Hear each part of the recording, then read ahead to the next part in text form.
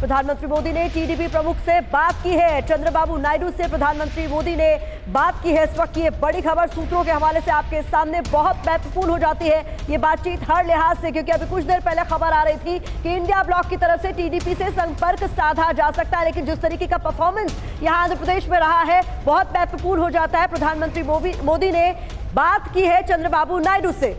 बिल्कुल, प्रधानमंत्री नरेंद्र मोदी ने टीडीपी प्रमुख से जो बात की है इसके कई मायने हैं। एक तरफ टीडीपी वहां पर आंध्र में काफी अच्छा प्रदर्शन करते हुए, दूसरा एनडीए की सबसे बड़ी अलाई अब टीडीपी उभरी है।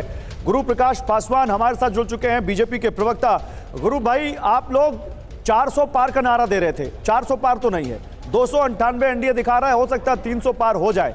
अभी क्या ये लगता है आप लोगों को जो कांग्रेस कह रही है कि ये बीजेपी की नैतिक हार है क्योंकि हमने।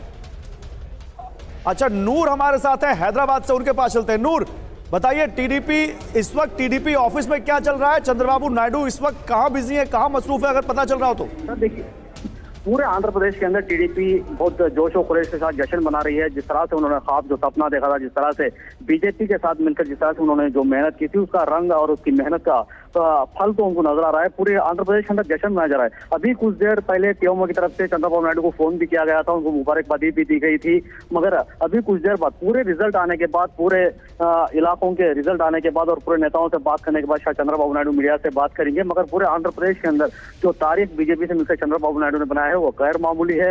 मगर पूरे आंध्र प्रदेश के अंदर जो जश्न का माहौल है, और जहां जहां पर छोटे छोटे जो इलाकों में जो दूसरे जो छोटे पार्टियों के जो ऑफिस थे उसको भी टीडीपी का रंग जो येलो कलर का था वो लगाया जा रहा है। जी, तो कुल मिलाकर आंध्र प्रदेश में इस वक्त सेलिब्रेशन हो रहा है और ये महत्वपूर्ण डेवलपमेंट है कि प्रधानमंत्री मोदी ने इस बीच चंद्रबाबू नायडू से बातचीत की है। गुरु पासवान, आप हमें सुन रहे थे, वही सवाल है एक बार फिर से, एक तो ओवरऑल परफॉर्मेंस और ये बातचीत क्या बताती है प्रधानमंत्री मोदी का इस समय पर चंद्रबाबू नायडू से बातचीत करना, जब इंडिया ब्लॉक भी बड़े बड़े दावे कर रहा है कि हम उनसे संपर्क साधने की कोशिश करेंगे।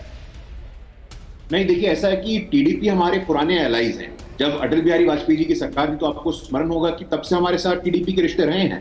तो निश्चित रूप से हम लोग साथ में चुनाव लड़े थे, टीडीपी, जनसेना और भारतीय जनता पार्टी, और एक अच्छा मैंडेट विधानसभा में भी, लोकसभा में भी, और आंध्रा के साथ सटे हुए प्रदेश तेलंगाना में भी हमारे सांसद बढ़ते हुए देख रहे हैं। तो मुझे लगता है अभी के हिसाब से आप लोगों के स्क्रीन पे मैं देख रहा हूँ कि 300 प्लस अगर कांग्रेस पार्टी या इंडिया। भाई, आप तो बिहार से आते हैं ना, बिहार में एक नारा है, नीतीश सबके हैं, इस इलेक्शन में दिया गया था। चंद्रबाबू नायडू आपके पुराने साथी हैं, लेकिन कई सारे पुराने साथी अभी आपके साथ नहीं है। खुद चंद्रबाबू आपके साथ इलेक्शन से पहले आए, तो देख लीजिए कहीं कुछ इंडिया कांग्रेस वाले बात ना कर ले उनसे। नहीं, देखिए, कांग्रेस वाले अभी अपने आपको कॉन्सोलेशन प्राइज दे रहे हैं। ये सांत्वना पुरस्कार जो स्कूल में हम लोग को देखते थे, तो अपने आपको सांत्वना पुरस्कार दे रहे हैं।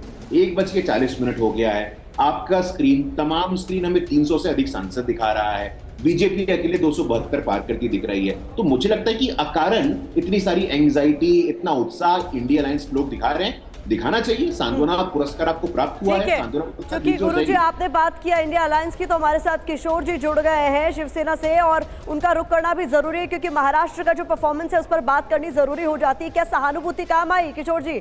मुस्कुराहट आपकी देख रही हूँ मैं।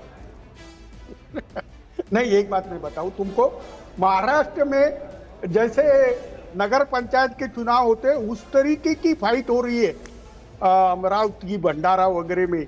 अभी भी 1000 का फासला है, लेकिन हमें ऐसा लगता है कि हमको 34 से 36 सीटें मिल जाएगी और महाराष्ट्र की सबसे बड़ी पार्टी बोल के उद्धव ठाकरे की शिवसेना आ जाएगी, जो एक स्वाभाविक था कि लेकिन किशोर तिवारी जी, लोग ये भी कह रहे हैं कि शिवसेना उद्धव ठाकरे कहीं देख लीजिए इलेक्शन के बाद कहां रहेगी।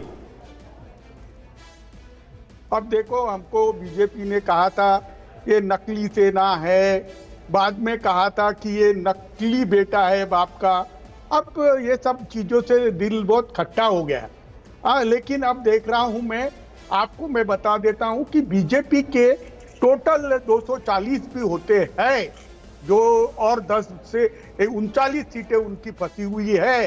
तो तेलुगु देशम और जनता दल यूनाइटेड यह कई बार बीजेपी को दगा दे चुके हैं।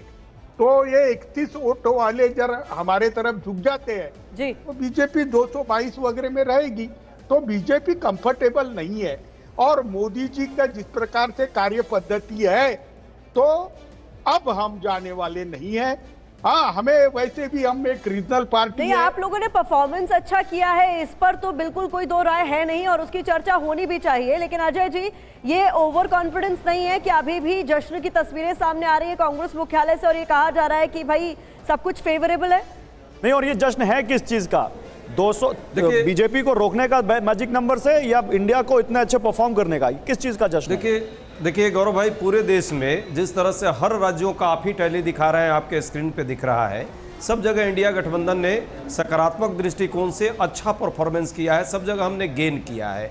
और भारत की जनता भाजपा के घमंड को कहीं ना कहीं खत्म करने के लिए, मोदी जी के तानाशाही से मुक्ति पाने के लिए, भारत के संविधान को जिस तरह ये बदलना चाहते थे उससे कहीं ना कहीं रोक लगाने के लिए ये मैंडेट दिया है।